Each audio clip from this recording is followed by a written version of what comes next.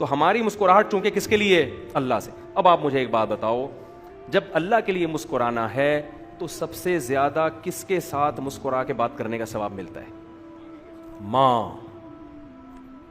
کیونکہ نبی صلی اللہ علیہ وسلم کی صحیح حدیث, سب سے زیادہ اچھے اخلاق کا مستحق کون ہے؟ تمہاری ماں. صحابی نے پوچھا, اس کے بعد فرمایا پھر ماں. پوچھا اس کے بعد فرمایا پھر ماں. سمجھ رہے ہو؟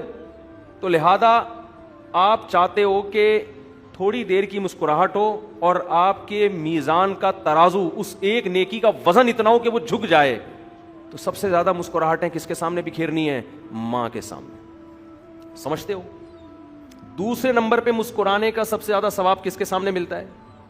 ایسا نہ خام خامے بتیسیاں دکھا رہا, کوئی بات ہو تو یعنی ایکٹنگ نہیں کرنی ہے جا کے ابا کو لگے کہ یہ پتہ نہیں کیا ڈرامے شروع کر دیے اس نے.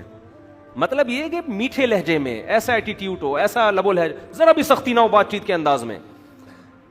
تو اگر آپ کی مسکراہٹ اللہ کے لیے ہے تو دوسرے نمبر پہ آپ سب سے زیادہ کس کے سامنے مسکرا کے بات کریں گے؟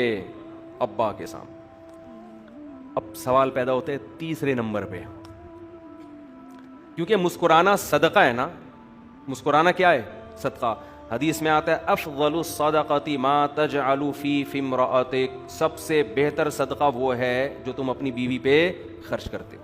جب آپ نان نفقہ, جو بھی آپ کی جیب سے پیسے نکل کے جاتے ہیں, تو سب سے پہلا اس کا محل کون ہے؟ بولتے کیوں نہیں بھائی؟ بیوی. تو تیسرے نمبر پہ ماں باپ کے بعد مسکرا کے بات کرنے کا سب سے زیادہ ثواب لینا چاہتے ہو تو کس کے سامنے مسکرا کے بات؟ بیگم.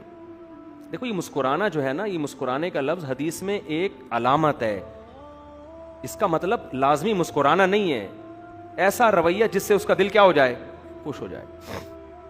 ہمارے نبی صلی اللہ علیہ وسلم نے اپنی زوجہ کو کہانیاں بھی سنائی ہیں, کہانیاں سنی بھی ہیں, حالانکہ آپ صحابہ کرام کے ساتھ ایسا نہیں کرتے تھے, کیونکہ ٹائم ویسٹ ہے نا اس میں. تو بظاہر تو ایک وقت ضائع ہو رہا ہے نا بھئی, آپ گپے مار رہے ہو گٹر کے ڈھکن پہ بیٹھ کے لوگوں سے, ہاں اور سنا ہے کیا ہو رہا ہے وہاں, کیا ہو رہا ہے, اس نے کیا کیا, اس نے, یہ گپے چلتی ہیں آپس میں.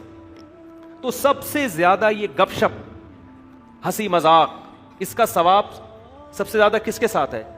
بیوی کے ساتھ. تبھی تو نبی صلی اللہ علیہ وسلم نے فرمایا ہر کھیل کیا ٹائم ویسٹنگ ہے نا, آپ نے فرمایا ہر کھیل باطل ہے سوائے اپنی زوجہ کے ساتھ.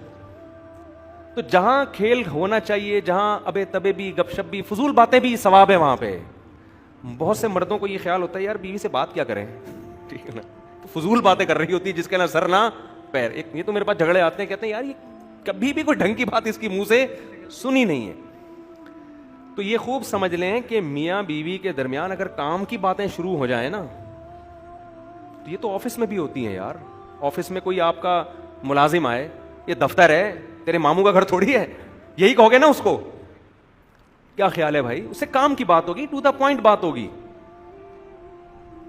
ملازمین کے ساتھ ٹو دا پوائنٹ بات ہوتی ہے. آدمی دفتر میں باس کے ساتھ ٹو دا پوائنٹ, سر یہ آپ نے کام دیا تھا, یہ ہو چکا ہے, تھوڑا سا رہ گیا, سر میں گھر جانا چاہتا ہوں, آج اگر آپ 10 منٹ پہلے چھٹی مل جائے مجھے, ٹو دا پوائنٹ بات ہوگی. جہاں دل بہلانا ہوتا ہے وہ دوست ہوتے ہیں, ان میں آدمی ٹو دا پوائنٹ بات ہے, اس میں ہنسی مذاق, گپ شپ.